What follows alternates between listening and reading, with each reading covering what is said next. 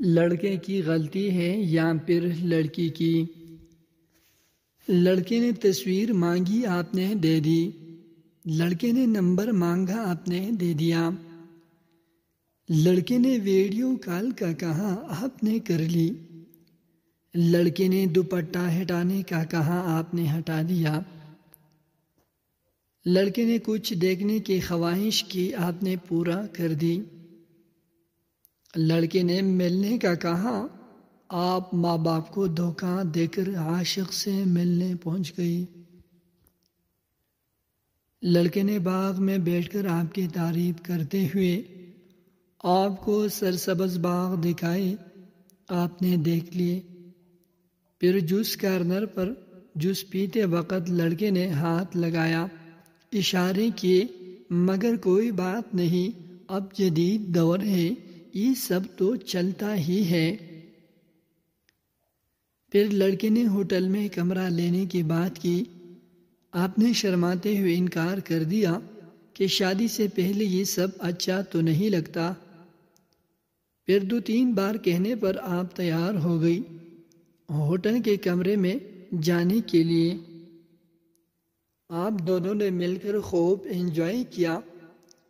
Understanding کے نام پر دلہا دلہن بن گئی، بس بچہ پیدا نہ ہو اس پر دھیان دیا۔ پھر ایک دن جھگڑا ہوا اور سب ختم، کیونکہ حرام رشتوں کا انجام کچھ ایسا ہی ہوتا ہے۔ لیکن یہاں سراسر مرد غلط ہے، وہ بھیڑیا ہے، وہ مجرم ہے، وہ سب کچھ ہے، کیونکہ آپ نے تو تصویر نہیں دی تھی، وہ زبردستی آپ کے موبائل میں گھس کر تصویر لے گیا تھا۔ آپ نے تو اپنا نمبر نہیں دیا، وہ لڑکا خود آپ کے موبائل سے نمبر لے گیا تھا۔ آپ نے تو ویڈیو کال نہیں کی، وہ لڑکا خود آپ کے گھر پہنچ گیا تھا آپ کو لائیو دیکھنے۔ جس کارنر پر بھی وہ آپ کو زبردستی لے گیا تھا، گن پوائنٹ پر۔ ہوٹل کے کمرے تک وہ آپ کو زبردستی آپ کے گھر سے لے گیا تھا۔ تو مجرم تو صرف لڑکا ہے، آپ تو بالکل بھی نہیں۔ بچی ہے آپ، کوئی 4 سال کی، آپ کو سمجھ نہیں آتی۔ یہ کچرے میں پڑی لاشیں دیکھ کر بھی آپ کو عقل نہیں آتی۔ یہ بنا سر کے ملنے والے دھڑ آپ کی عقل پر کوئی چوٹ نہیں دیتے۔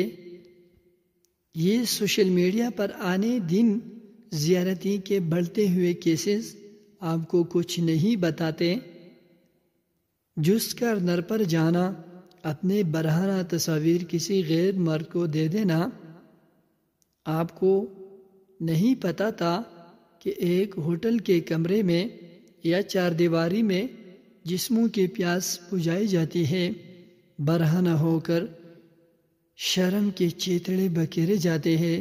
سب پتا تھا آپ کو، سب پتا ہے آپ کو۔ ہوٹل کے کمرے میں محبت کے افسانے نہیں لکھے جاتے، وہاں دینی تعلیمات نہیں سیکھی جاتی، وہاں کوئی عبادت کی درس گاہیں نہیں ہے۔